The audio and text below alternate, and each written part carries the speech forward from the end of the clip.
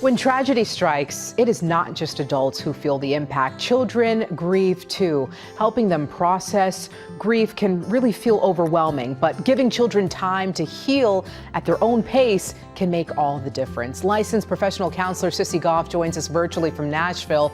She's the executive director of Daystar Counseling Ministries. Sissy, thank you so much for joining us. Thank you for having me. Let's jump into this. You have actually spent many summers at a camp just down the road from Camp Mystic. Can you tell us what you're experiencing or what that experience was like? Yes, I spent 6 formative summers at Camp Waldemar, which is just down the river, 4 as a camper and 2 as a counselor. And so even though I'm in Nashville, I'm actually running a summer camp right now in Kentucky for kids who are in counseling in our practice. I just have been heartbroken, like everyone in the world. How can parents right now talk to their children about this tragedy, I guess in an age-appropriate way that may not be overwhelming?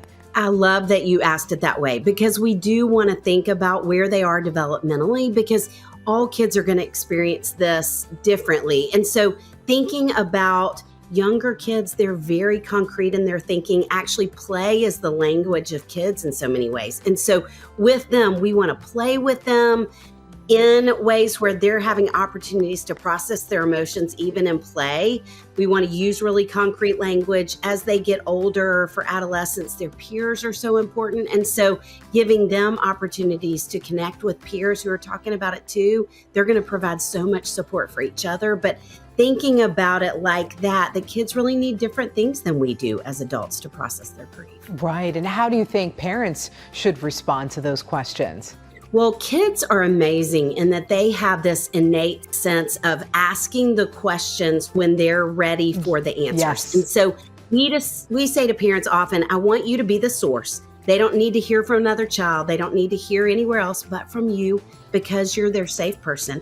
And so age appropriately, give them a little bit of information and then say, now what questions do you have? And they'll ask the questions that they're ready.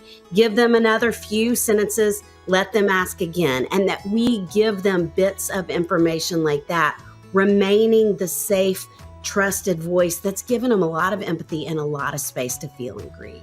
Sissy, everyone grieves differently, right? But are there any common signs of grief in children? Kids grieve in the midst of daily life, and they need to have shorter spurts where they're dealing with it. They're going to process and cry a lot, and then they're going to want to run and play. It's going to shift a lot. And things we want to watch for, obviously, emotions that are bigger than the situation warrants.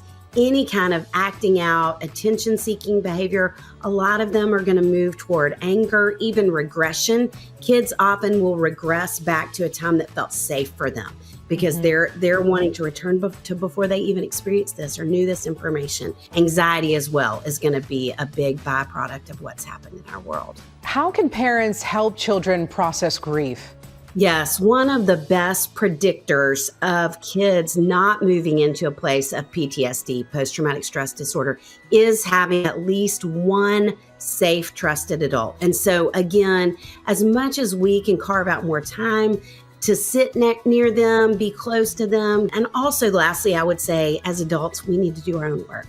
Yeah. Because just like adults are only as happy as their saddest child, I think kids only cope as well as the parents around them, the grown-ups around them. So we want to make sure we're processing in healthy ways in front of them. Absolutely right. What resources do you have readily available?